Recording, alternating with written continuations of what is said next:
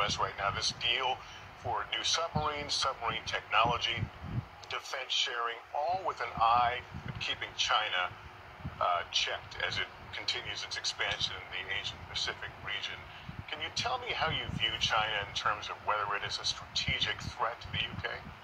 You know, today we actually published our integrated review, which is our approach to foreign policy and security policy, and it makes the point that the behavior that we've seen from China over recent time is concerning.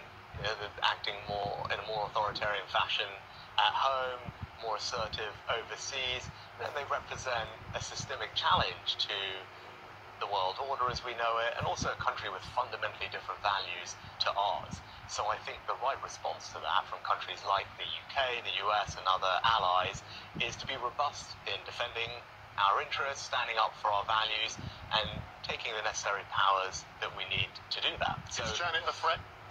China represents the biggest state threat to our economic interests for sure, and is a systemic challenge for the world order. Now, that's why it's important that we take steps to protect ourselves against that. So in the UK, we've recently blocked hostile investment in sensitive sectors like semiconductors. That's an important thing to be doing, and we will continue to do what is necessary to keep our country safe. What kind of signal did the balloon that overflew the US send? And by the way, did you see a balloon in the UK, whenever any of your facilities or cities? I think the balloon incident here was an example of that behavior that I talked about that is concerning, whether it's the balloon incident, whether it's how China's behaving in the South China Seas. Those are all examples of a regime that is acting in a way that is not aligned with the values that we share between the US, the UK, Australia and other allies. So it's important that we're aligned in our approach to China, which we are. I think if you look at the UK's approach, it's very similar to the approach that the US is taking. It's being robust in standing up for our values, protecting our interests, and engaging with China where it makes sense to do so, because obviously it is a very large economy. It's a country which has influence and impact on the world at large, and whether it's tackling things like climate change or macroeconomic stability, there will be engagement, of course. The US is concerned that China may provide weapons to Russia with regard to the Ukraine war. If that were to happen, what should the response be? That would be a very worrying and dangerous development.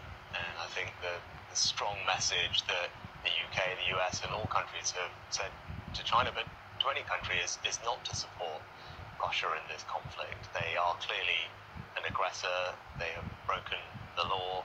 What they're doing is appalling, and no other countries should be trying to support them. And actually, another country we can call out in that regard is Iran, that has been supplying Russia with UAVs, with drones.